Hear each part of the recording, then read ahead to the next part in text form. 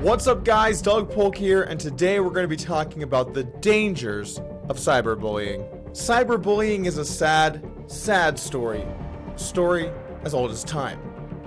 Warner Cable. Nonetheless, cyberbullying affects us all. I mean, let's take a look at some of the sad, horrified faces of those who've been bullied. It really is sad when you think about it. You know, nobody is spared from cyberbullying. Even I've been involved in it. I mean, look at this video I made. No, scroll down a little bit. Boom, there, see? Plain as day. Cyberbullying knows no bounds. People are ruthless.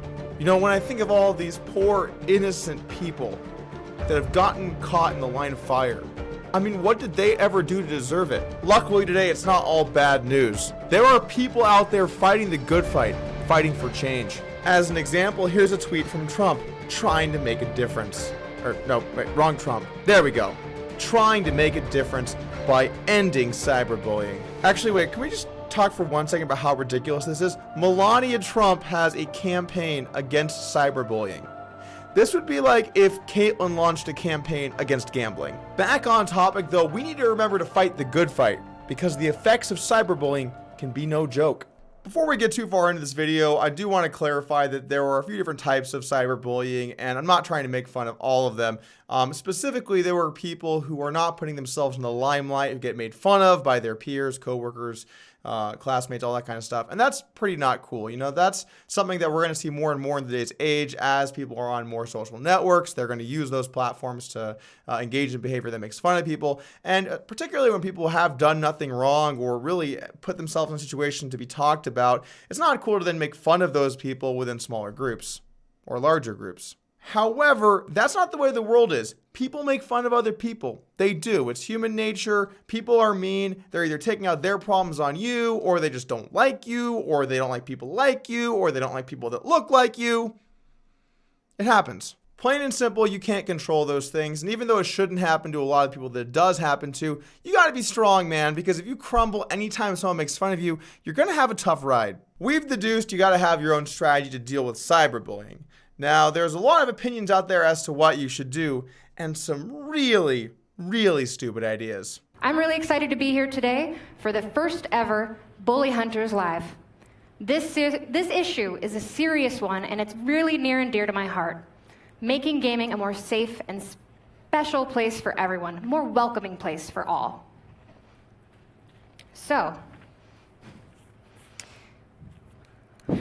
this clip isn't exactly new material. This was something called Bully Hunters that happened, I don't know, I want to say a few months ago, where the basic idea was if you're getting bullied in a game, a gamer comes into the game and then beats them and bullies them. Basically, it was the stupidest idea of all time. And I say that having learned recently about the trend of people buying shoes that look dirty to look cool. That last sentence sounds like a joke, but it's actually a real thing happening right now. People buying dirty shoes. Not worn, just pre-dirtied to have that nice worn-in look. Fashion. Not only is Bully Hunters a terrible idea, I actually think in some ways it encourages bullies. I mean, imagine if every so often when you were bullying someone on the internet, someone came in to try and bully you. I think that actually might encourage it. Our casual gamer decided to call on one of our bully hunters. Now, our bully hunter has asked the Rosethorn live in-game who is harassing her, and our victim then immediately replied. Another tactic I've seen from people to end bullying online is to tell on the bully. And while that might work if everyone has their name as their profile, what if it's not their name? Or what if someone's pretending to be someone else? Is that really a long-term effective strategy to tell on people that make fun of you? This reminds me of the classic childhood saying, "Sticks and stones may break my bones, but words are really mean. Please don't call me names or I'll tell your parents." Tried and true. And I was looking around on YouTube for examples of cyberbullying, and if this isn't the face of cyberbullying, I don't know what is.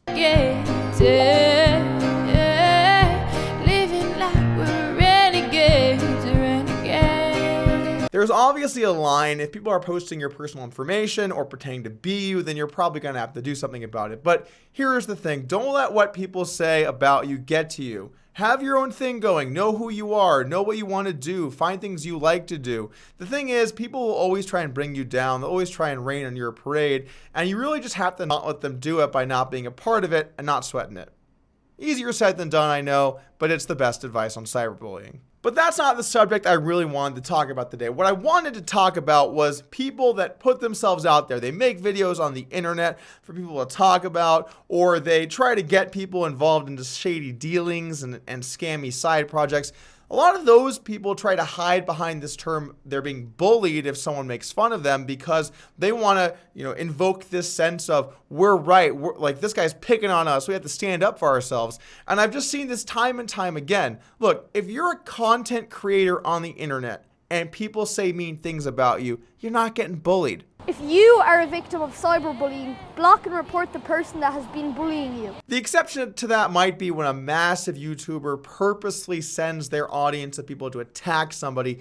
Then that gets to be a little bit more dicey. But the thing is, generally speaking, if a bigger YouTuber covers what a smaller YouTuber does, and they're doing something not cool, then yeah, there's going to be upset people about it. I think this becomes especially true when the guy in question, even if they're a bigger or smaller YouTuber, is doing something purposefully deceitful to hurt their audience. And they're hiding behind this, well, you're a bully argument. It's just stupid. This subject feels particularly close to me because a lot of the content that I make is when I see someone doing something ridiculous or possibly unethical, I like to make videos discussing it and also bring awareness to it. A popular response to some of those videos has always been, you're just a bully. I mean, this has happened to me time and time again. I think back to the BitConnect thing when I went after a lot of those shills. I was just picking on these guys doing their thing about a promising upcoming cryptocurrency. As an example, look at this tweet from Trevon James. Stop bullying BitConnect. January 5th, 2018. That was unsubstantiated bullying. Plain and simple. There was nothing wrong with BitConnect until 10 days later. There was another example of what happened in the crypto space where there was a YouTuber who was using his audience just to shill his shitcoins and then also have them pay for inside tips. And then this one time he had them pay and then he made them have to pay again if they wanted his super secret #1 tip best coin. And basically a lot of just shady stuff going on from this dude. Well, I made a video talking about it and showing factually all of the things the guy did, including some videos on how to hack people. And then some of the responses from other YouTubers were that I was just being a bully. Another one of the bigger crypto YouTubers, Altcoin Buzz, tweeted out a series of tweets basically saying that we can't stand for Doug to bully people or bully crypto YouTubers from being able to make content. But this is it. This is the classic tactic that people that are misleading or trying to make money off of you, this is the classic tactic that they do, which is they throw misdirection to make it seem like they're not scamming you. For what it's worth, I don't think Altcoin Buzz is doing that. I think he just was sticking up for some of his friends. But the point is, a lot of these crypto guys, they were just essentially trying to sell whatever they could to make money off of their audience and then bounce. And if anyone fought them, well, then they would just call them essentially a bully. Taking an example from poker, when I made a video talking about Alec Torelli, where he had some chips hidden behind a stack against another poker player, when Torelli responded, it was less about the fact that he did something wrong and more about an attack on me. Well, Doug is essentially a bully and he does this for views. He's attacking me to further himself and all of these types of things. So really what it ends up boiling down to is when you look at someone and they're in some kind of media spotlight and there's someone that does have the opportunity to talk to people and talk to their audience, and they're saying things about someone else's character or trying to attack someone rather than actually talk about what's at hand, that's a huge red flag for you. It's not cyberbullying if someone makes a video showing something that you did and you don't want to confront that, and so you're going to call them a bully. This is an important point just to note. Guys, just because someone did something scammy on the internet to make money off of people that they shouldn't have done doesn't give you the right to make fun of them. Actually, no, it's exactly what it means. You have the right to make fun of them. This has always been something polarizing about me specifically. I'm fine talking about a lot of these issues. Now, I know a lot of people don't like that. Don't talk about the bad stuff. Only the good stuff. All smiles, sunshine, rainbows, and unicorns because we're all great. Everyone's great. If there's a scam, you're great. I'm great. It's a scam. But honestly, that's just not the way the world works. There are bad people. Sometimes bad stuff does happen, and being able to talk about it and form thoughts and viewpoints on it is important. That's an important part of the world that we live in, is understanding how to analyze situations, get the truth, and then if people do things that are not okay, we talk about it. In fact, if that was a more common practice, then I think people might be a little less inclined to do some of the stuff they do. But before we go today, there's one particular element of cyberbullying that nobody seems to want to talk about. It's the dark side to cyberbullying. It's a problem that no one wants to talk about, but we see it more and more every day. And of course, I'm talking about this. The rates are going farther and farther up. The rates of obesity, because people are too lazy to bully in person now. There's no one to blame here. When bullying looked more like this, kids were thin. But now when bullying looks like this, they're never gonna burn those calories in the same way. But you know what? Maybe we do have to think more idealistically.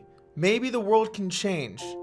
I think that if we all stick together and say, we won't partake in cyberbullying, maybe it can end for good.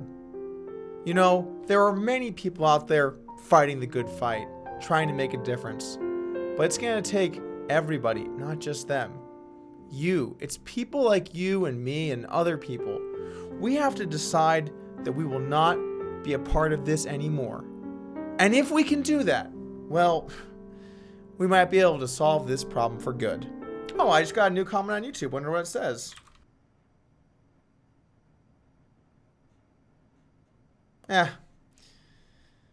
We tried.